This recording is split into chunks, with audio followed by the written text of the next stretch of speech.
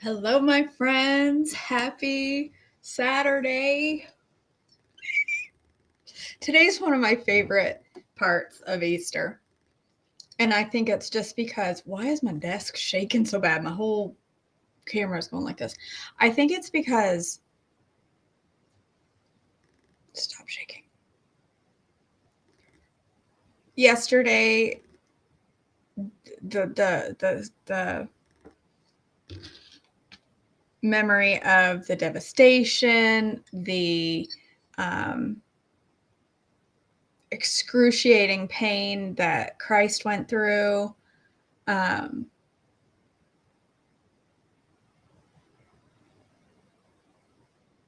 Just yesterday, I don't know how to use my words this morning. I can't use my words. And there's something about Saturday that it's the peace in between yesterday and tomorrow, and the quiet silence of the Saturday, of the day between Good Friday and Resurrection Sunday. That moment of devastation that they were all feeling, the sadness, the quiet, the sense of loss, the disbelief, all of that, but knowing that Sunday is coming and of what is about to happen, like the memory of the shock that's about to happen. There's something about Saturday and that peaceful moment of disbelief. Do you know what I'm trying to say? I can't use my words this morning. I'm trying really hard to be eloquent and I'm just not very good at it. Yeah, same, Cindy. It's a hard movie to watch. We watched it with Marin a couple of years ago, and she was like, the whole movie, she was like,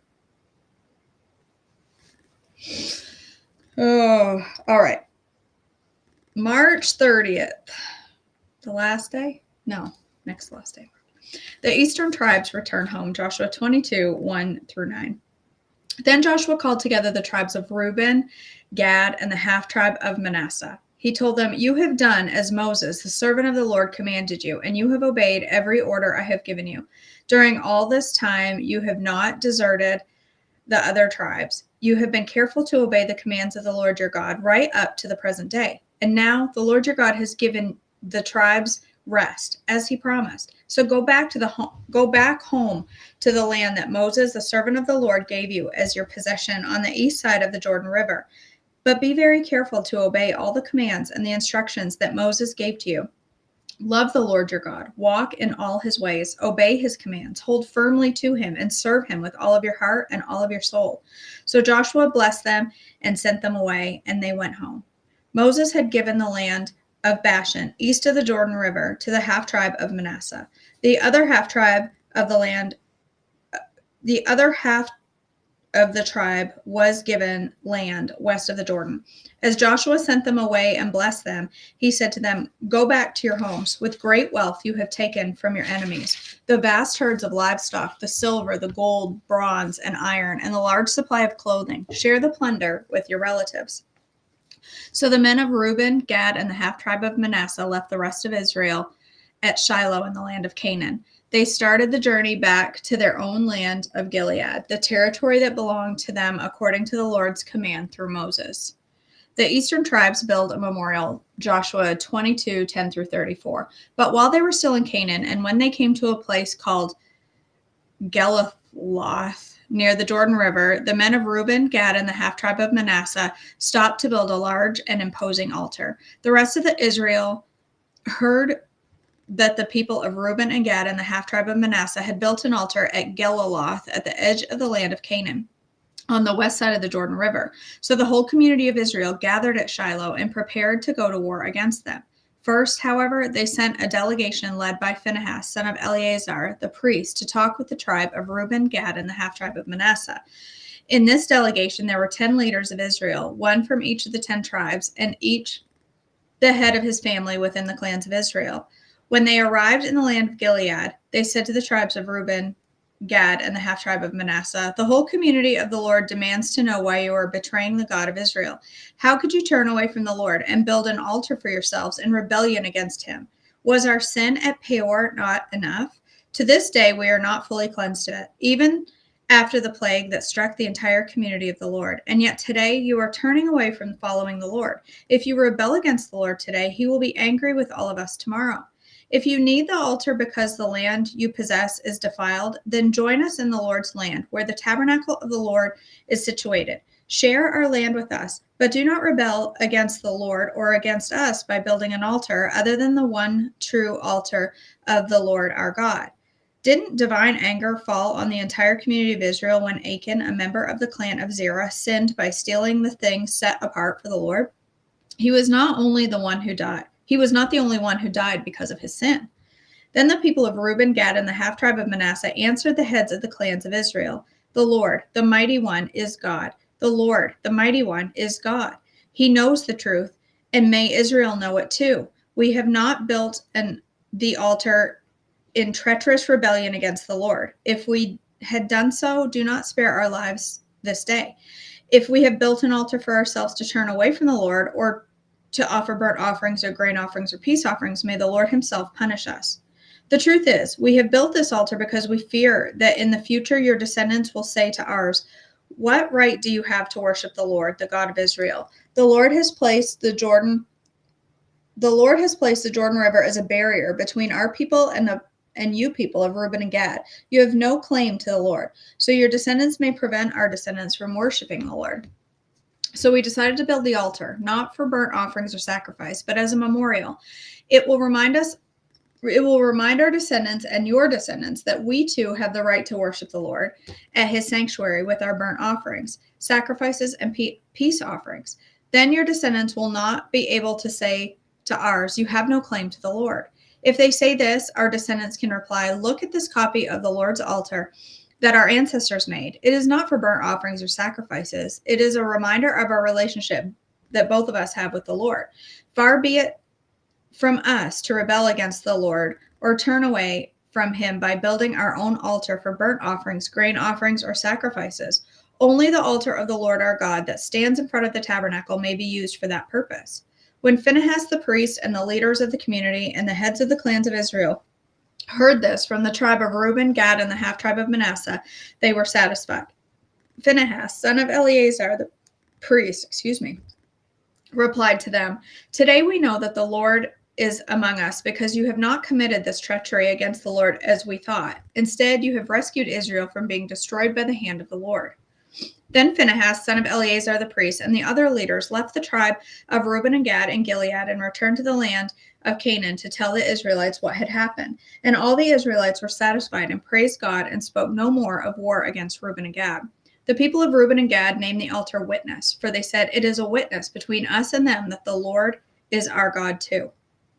Joshua's final word to Israel, Joshua 23, 1-16. The year passed, and the Lord had given the people of Israel rest from all of their enemies. Joshua, who was now very old, called together all the elders, leaders, judges, and officers of Israel, and he said to them, "I am now a very old man. You have seen everything the Lord your God has done for you during my lifetime. The Lord your God has fought for you against your enemies. I have allotted to you as your homeland all the land of the nations yet unconquered, as well as the land of those we have already conquered, from the Jordan River to the Mediterranean Sea in the west. This land will be yours, for the Lord your God will himself drive out all the people living there now. You will take possession of their land, just as the Lord your God promised you. So be very careful to follow everything Moses wrote in the book of instruction. Do not deviate from it, turning either to the right or to the left. Make sure you do not associate with the other people still remaining in the land. Do not even mention the names of their gods, much less swear by them or serve them or worship them. Rather, cling tightly to the Lord your God as you have done until now.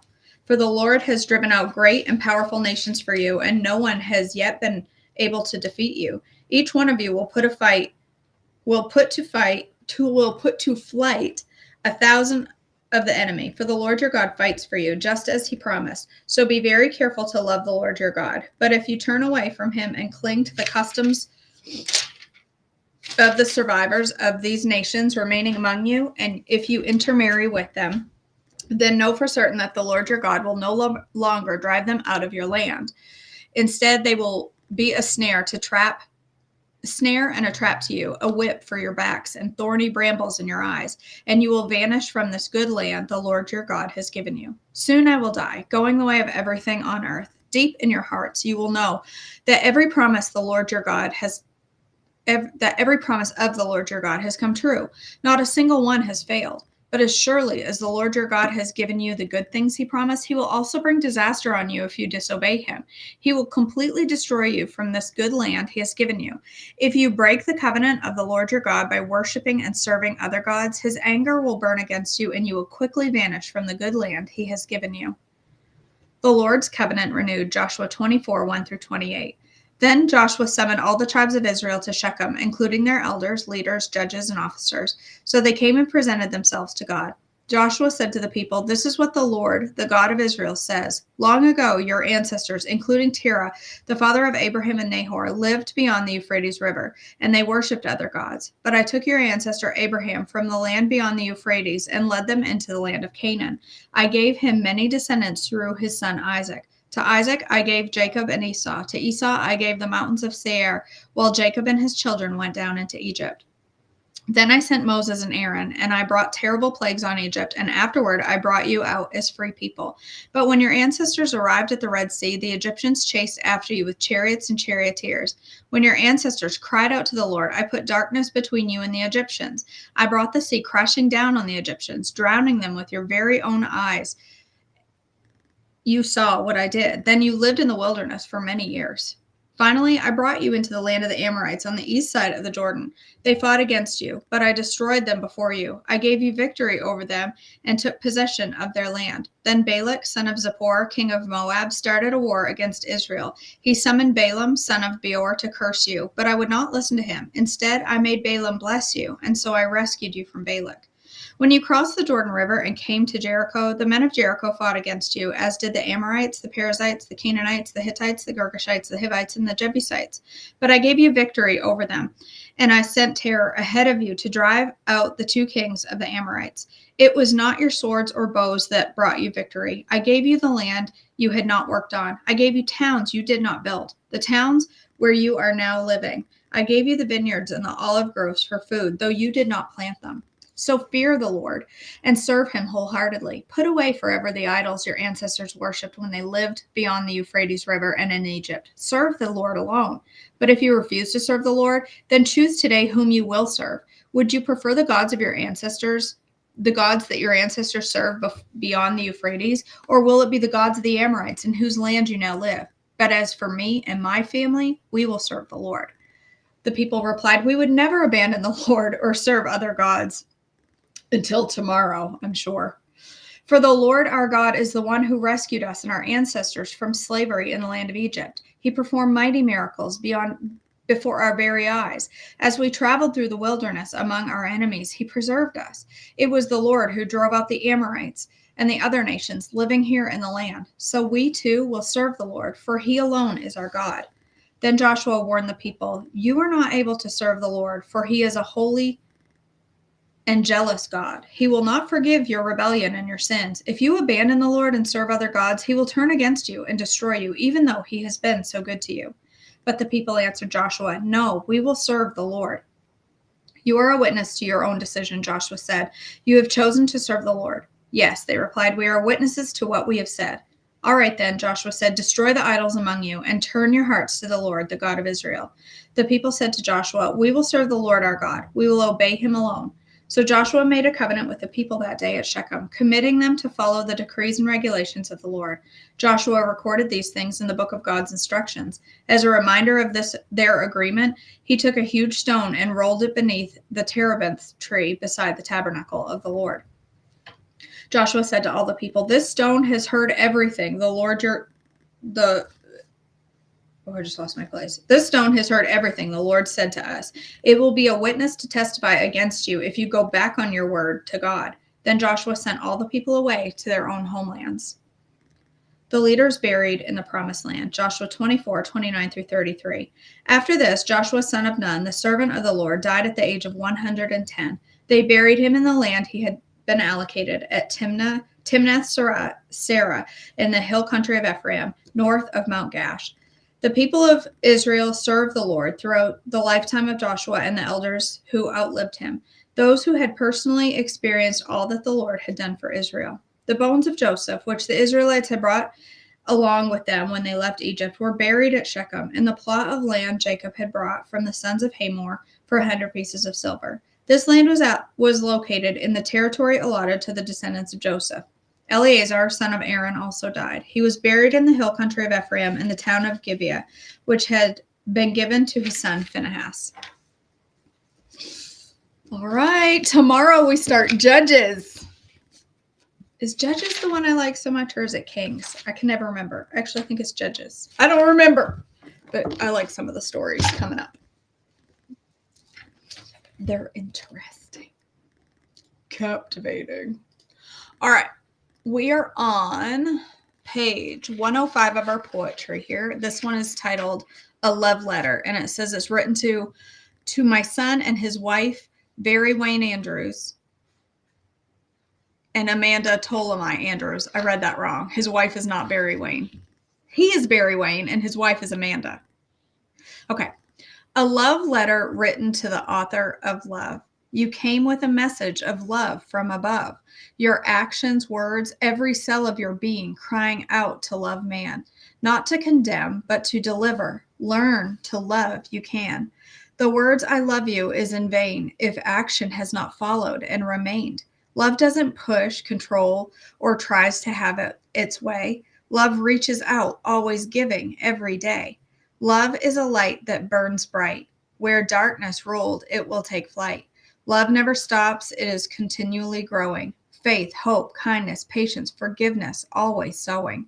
The love walk is a driving force for all your needs to be met. Healing, wounded heart, hurt feelings, grief, loneliness, healing of the bones, all of this and more you get. Walking in love, you will live, think, speak, and act a new way. You will become an overcomer, and joy, peace, and righteousness is for today. Love is like a circle. There is no beginning and no end. God's people are to walk hand in hand. Love we will send. November 14th, 2000.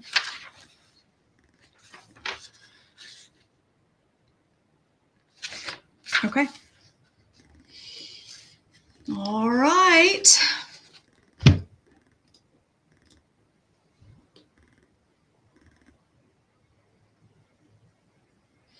All right, my friends, let's go. Whoops, I didn't shut off my caption.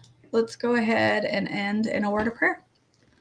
Father God, we thank you today. We thank you for the silence of this day, the quiet between the crucifixion and the resurrection. And God, I just pray that you will help us to rest in that today, rest in the gift that was given to us, that today we rest and tomorrow we celebrate. And God, I just praise you and thank you for that gift. And I just pray that you will help us to not take that for granted today, to really sit in remembrance of this sacrifice that was given for us. God, I pray as we go through our day, you will just help us to honor you with everything that we say. I pray that everyone we encounter today will know that we are children of Christ because of the way we love them and the way we treat them and the words we say. And I just pray that you will help us to honor you with everything also that goes in our mouth today, that we will make choices that honor you and that are a form of worship. God, I thank you. I thank you for each woman here today. I thank you for all the requests that are on their hearts. I just pray peace and grace over each one of them, your grace. And I just thank you for that. I thank you for that gift of Jesus and the mercy that we so much don't deserve, and yet you gave anyway. In your precious name I pray. Amen. Okay, my friends. Thank you. Did you know that the word Let me see if I have this right. Hold on. Let me make sure I have it right because I thought this was really interesting.